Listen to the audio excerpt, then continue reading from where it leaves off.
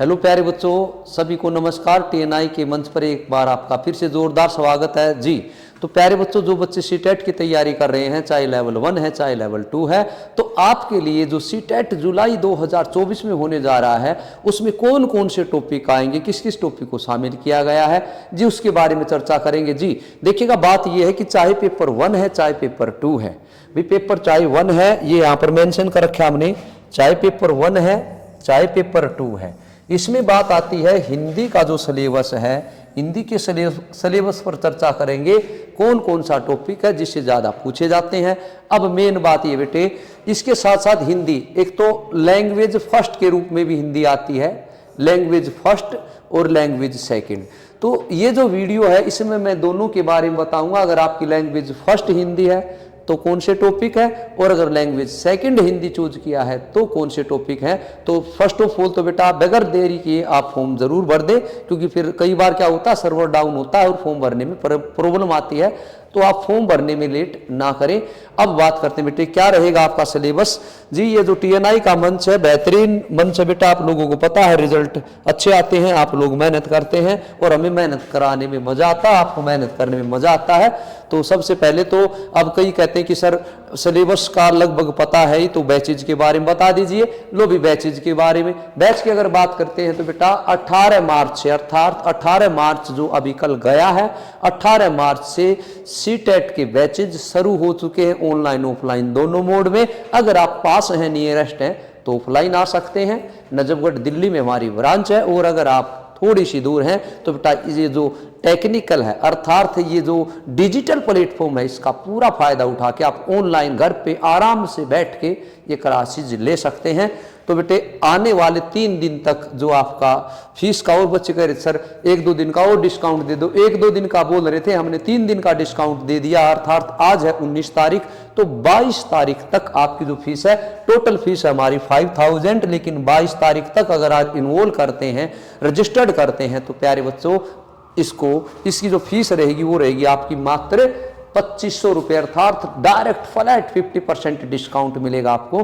बढ़ते बेटा आगे, तो जरूर आप उससे पहले क्या है कि आप डेमो क्लासेज लीजिएगा, डेमो लेना आपका मौलिक अधिकार है, क्लासेज बहुत अच्छी लगे तभी ज्वाइन कीजिएगा।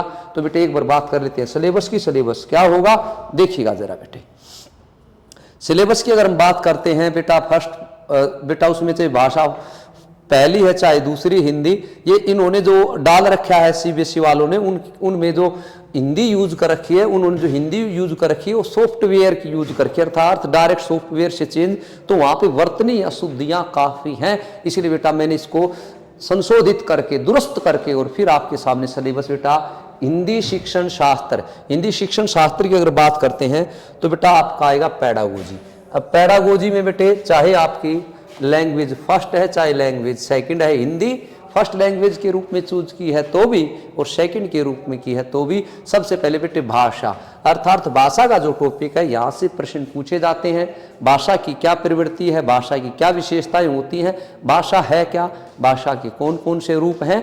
तो बेटे जैसे भाषा का कौन सा रूप प्राचीन है, भाषा के कौन से पक्ष होते हैं, डेफिनेट पूछा जाता है। अब बात करते हैं मातृभाषा की। इसके बाद बेटे मातृभाषा से बिल्कुल पूछा जाता है, पूछा जाता रहा है और पूछा जाता रहेगा, क्योंकि मातृभाषा हमारा आर्टिकल 350 कहता है प्राथमिक स्तर तक। और जो न्यू एजुकेशन पॉलिसी आई हमारी, वो new education policy, national education policy 2020 जो आई है, उसने तो 8वीं क्लास तक की जो शिक्षा है वो मातृभाषा में देने की वकालत कर डाली है।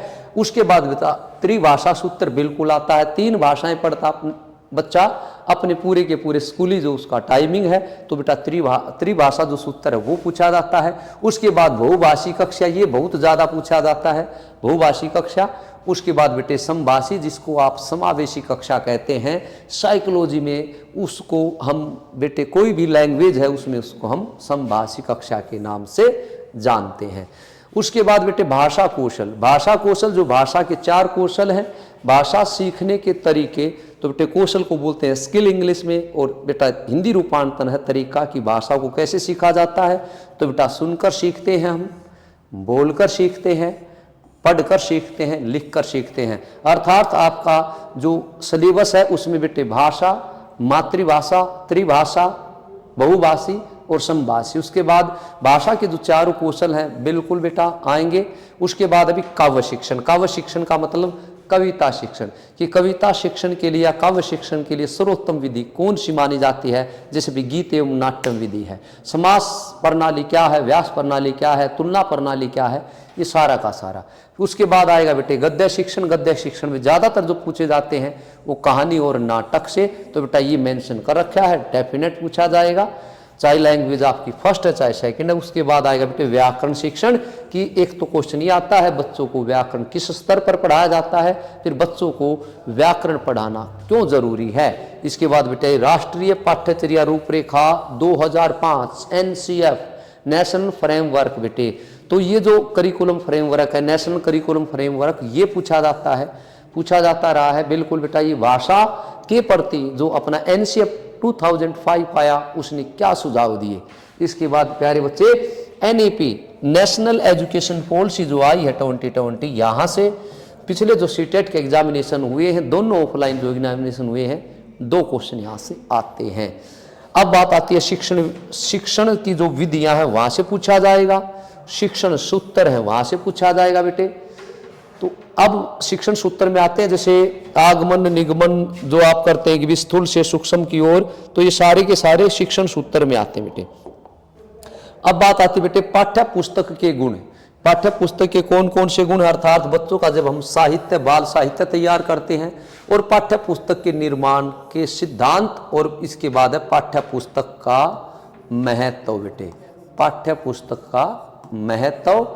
इसके बाद बेटे ये यहाँ पर टाइपिंग एरर है, ये है शिक्षक के गुण, शिक्षण के नहीं बेटे, ये है शिक्षक के गुण, ये भी आएगा। मूल्यांकन बिल्कुल आता है, चाहे आप कोई भी सब्जेक्ट पढ़ रहे हैं, सीटेट में फर्स्ट पेपर के या सेकंड में मैथ साइंस है, बिल्कुल इवेल्युएशन पूछा जाता है। अधिगम डेफिनेट पूछा जाएगा, जैसे भाषा अधिगम और भाषा अर्जन पूछा जाता है बेटे। उसके बाद बेटे जो व्याकरण के जो टॉपिक है, संज्ञा देखने को मिलता है, विशेषण पूछ लेते हैं। पूछते किस में है, गद्यांश में पूछते हैं बेटे ज़्यादातर, और पद्यांश में अलंकार पूछते हैं। तो जो जिसने लैंग्वेज सेकंड चुना है हिंदी, उसमें गद्यांश 2 आएंगे। सेकंड अगर लैंग्वेज के रूप में आप हिंदी को पढ़ रहे हैं तो बेटा जो गद्यांश है वो 2 आएंगे, और अगर फर्स्ट रूप में आप पढ़ रहे हैं तो गद्यांश 1 आएगा। अर्थात लैंग्वेज फर्स्ट हिंदी है तो 1 गद्यांश आएगा, 1 पद्यांश आएगा, और अगर लैंग्वेज आपकी सेकंड है तो 2 गद्यांश आएंगे बेटे। बस इतना सा फर्क है। तो इसी आधार पर क्रिया पूछ लेते हैं, अव्यय पूछ लेते हैं, समास भी पूछ लेते हैं। उसमें देखिए संधि, उपसर्ग, प्रत्यय, और बेटे वाक्य पूछते हैं रचना के आधार पे वाक्य वाला, और बेटे गद्यांश पद्यांश की फिर आपकी एक होती है उसकी बौद्धिक, कि भी उसमें आपकी बौद्धिक परीक्षा लेगा, और उसके बाद दूसरा होता है उसकी कलात्मक। कलात्मक में आ जाएंगे कि भी यहाँ पर किस अलंकार का प्रयोग किया गया है, पुनरुक्त शब्द कौन से हैं, ये कलात्मक हैं।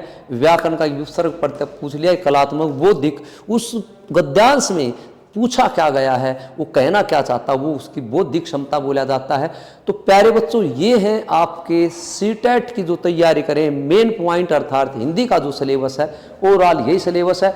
तैयारी में जुट जाइएगा। अगर आपको लगता है कि आप हमारे मंच के साथ जुड़ना चाहते हैं तो एक बार आप डेमो क्लास से लेके जरूर देखें, फिर डिसाइड करें। डेफिनेट सीटेट क्लियर करा देंगे, ये बेटा हमारी कोशिश रहती है, लेकिन मेहनत फिर भी अंत में आपको ही करनी पड़ेगी। जय हिंद, जय भारत।